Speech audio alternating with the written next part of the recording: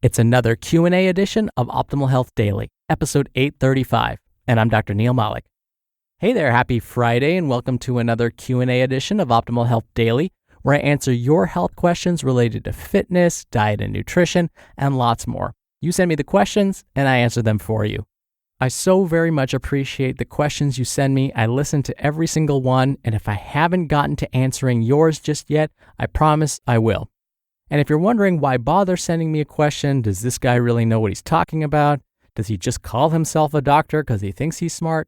Well, I actually do have my Doctor of Public Health degree with an emphasis in chronic disease prevention and nutrition. It's similar to like a PhD. I also have my Master of Public Health degree with an emphasis in health promotion and health education. I'm also a registered dietitian nutritionist, a certified health education specialist, and a certified exercise physiologist through the American College of Sports Medicine. I hold 3 faculty positions at higher education institutions. I publish research on diet and its effects on weight management, and I've been featured in over 70 different media publications for my expertise on nutrition and fitness and wellness and, all the stuff we talk about on this show. All right, enough about me. Let's get to today's question as we optimize your life. Hi, I'm really enjoying your podcasts, and I have a question regarding essential oils. I'm wondering what you think about their efficacy for treating mood or other ailments, and if you think there really is a difference between the different brands that are on the market right now. Thanks so much. Thank you for your question, Jody.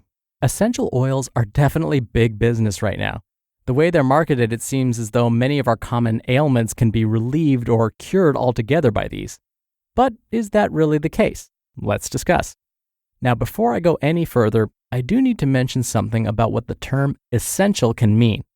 When we're talking about food, a nutrient that is called essential simply means that our bodies cannot make that nutrient on its own. For example, our bodies can make many, but not all, of its own proteins. So we don't really need to consume all forms of protein all the time. But there are some proteins that our bodies cannot make, and these would be considered essential. Basically, think of it this way. It's essential we get these nutrients from our diet. Now, what's confusing is when we talk about essential oils. The word essential in this case means something different altogether. In this case, essential is an abbreviated form of the term quintessential oils. Back in the days of ancient Greece, the philosophers at the time believed that all of life was made of 4 elements: fire, air, earth, and water. These last 2 may sound familiar if you're a big fan of the movie 300. The Persian messenger asked Leonidas for a token of surrender, earth and water. The 5th element, known as quintessence, was more abstract. It was thought to be the living thing's spirit. It was believed you could remove the spirit of the plant by extracting its essential oils using distillation and evaporation. A similar process is actually used to make some forms of alcohol, hence the term distilled spirits. Now, I apologize for the history lesson. I'm such a nerd. I love this stuff. Anywho, when we're discussing essential oils, we're referring to the process of pulling out fat compounds from plants through distillation and evaporation. Essential oils can come from a number of different plants like peppermint, eucalyptus, coconut, lavender, you name it. Each has its own special purpose. Some have been used as natural pesticides. Others have been added to foods because of their ability to prevent food from spoiling. In the case of essential oils being used to prevent food from spoiling, this use has been approved by governmental agencies in the US. Other countries have approved the use of essential oils for this purpose as well. For example, citrus and cumin oils are safe to use with food, but should not be applied to the skin. So again, there are different uses for different oils. There are some oils that should only be used on the skin, meaning applied topically, but not ingested. There are still others that can be safely inhaled, think aromatherapy, but should not be ingested or applied topically. It's very important to understand that not all essential oils should be consumed by mouth. There are a select few that are okay, but others can be poisonous. But should we bother using them at all? Jody, you asked whether essential oils were effective for different ailments, like mood disorders.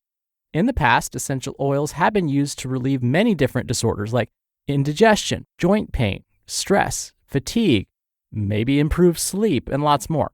Unfortunately, though, when we look at the research, most of it is focused on essential oils and their use in aromatherapy. By inhaling some of these plant-based essential oils, it's believed that the brain begins to send signals via the nervous system to other parts of the brain and out to the body. As a result, it's believed that the body will release good-feeling hormones called endorphins, which may lead to a person feeling more relaxed. It may remove feelings of pain and put the individual in a better mood overall. But depending on the oil used, the brain and body may respond in different ways altogether. And when it comes to the actual research, the studies weren't well designed, so it's hard to make strong conclusions. When it comes to treating other conditions with essential oils, the research is promising but by no means definitive. For example, some published studies have found that peppermint oil may help relieve symptoms of irritable bowel syndrome or IBS. But again, there are only a few of these studies and their research designs weren't all that great. Other studies have found that, aromatherapy may help with anxiety, but again, they weren't well designed. And as you mentioned, Jody, the quality of the oils can be an issue depending on the brand. Right now, I can't say whether one brand is better than the other. This is because there isn't a reputable essential oil purity database that I would feel comfortable recommending. There just aren't enough studies for one to exist. Now, I would consider getting some of these essential oils in your diet, but would stay away from supplementing with them at this time. And partly, again, we simply don't know which brands are more pure than others. It's not like the supplement industry, which still has its problems, but where we could look at the packaging and help determine a good brand versus a not-so-good one. Instead, what I would recommend is incorporating natural herbs and spices into your cooking. That's because these are where the essential oils are essentially pulled from. For example, the holidays are coming, which I get excited about, and so when you're thinking about making cranberry sauce for the holidays, toss in some orange and citrus peels. These naturally contain essential oils. If you're having some asparagus with dinner, add some dill to your dipping sauce. Having a vegetable smoothie? Toss in some lemongrass, caraway, cherry, and black pepper. These are all safe to use when cooking. Now, if we stop and think for a moment, many of the ingredients I just mentioned sound very familiar, right? This is because many are commonly found in our refrigerators or pantries, and so we tend to get plenty of essential oils in our diet. What we really need is more research about dosing of essential oils. How much is truly beneficial and how often do we need to consume them or supplement with them? Right now, we don't have an answer. And so again, that's why I'd recommend incorporating some of these plant-based foods into your diet as often as you can. But hopefully, the research will catch up and we'll have more answers in the near future. Thank you again for the question, Jody. You'll be entered into a very small raffle every month to win a book. And if you want to be in the raffle, send me a question by Monday night. Just come by oldpodcast.com/ask. You can even record right from your computer's microphone. It's really easy, and you can play back your message and do retakes before sending it in. Or you can do it the old-fashioned way and call in your question. The number is 61 I love OHD. Both methods are in this episode's description, which you can find at oldpodcast.com. All right, that's another week of Optimal Health Daily. Thank you so much for listening every day. Thank you for listening all the way through. Thank you for sharing this show with someone.